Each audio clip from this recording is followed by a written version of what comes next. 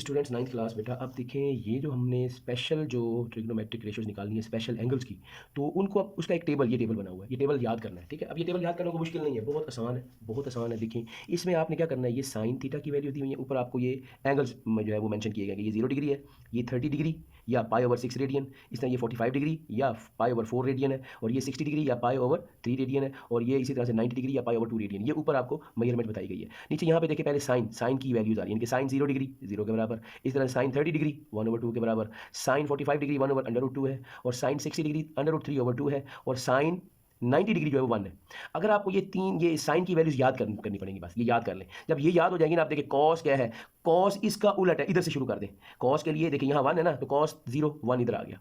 ठीक है, फिर यहाँ पर ये 60 की वैल्यू यहाँ √3/2 था, तो कॉस 30 ये वाली वैल्यू होगी। कॉस 30 में देखो ये वाली वैल्यू इधर आई, ये वाली इधर आ गई। इसी तरह से कॉस 45 वही आया जो ऊपर मौजूद थी, सेम वही। फिर इधर से ये वाली इधर चली गई, यानी कि साइन में जो 30 थी वो कॉस 60 में आ गई ये, और फिर साइन में जो 0 थी वो कॉस 90 में चली गई। देख लें, तो ये पहले याद कर लें आपको, तो ये बिल्कुल इसका आप अपोजिट तरीके यानी कि अपोजिट डायरेक्शन से लिखना शुरू कर देंगे तो ये वैल्यूज़ आ जाएंगी।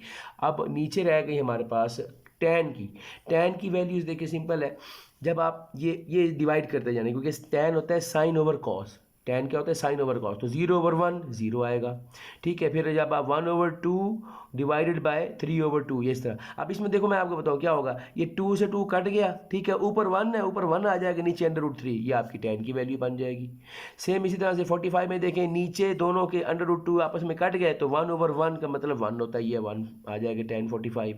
फिर इसी तरह देखें टैन 60 के लिए, इस दोनों के डिनोमिनेटर में जो ऊपर आ रही हैं दोनों वैल्यूज़, कॉस साइन की और कॉस की, दोनों के क्या है, ये डिनोमिनेटर कट गया, बाकी क्या रह गया √3/1, तो √3/1 3 आ गया। फिर इसी तरह से 1/0 जो होता है वो अनडिफाइंड है, वो है ही नहीं, इसीलिए अनडिफाइंड का साइन या इन्फिनिटी का ये साइन इस तरह से डाल देते हैं, या इस तरह से करके ना, ये ऐसे, ये इस तरह से करके, ये ऐसे करके ऐसे डाल देते हैं, ऐसे इस तरह से। जैसे ये इन्फिनिटी का साइन है, ये जैसे आप क्रॉस लगाए ना, ये क्रॉस लगा के दोनों तरफ से मिला दें, ये इन्फिनिटी का साइन होता है। तो ये आपका टेबल रेडी हो गया। तो टेबल याद करना मुश्किल नहीं है। ठीक है जी।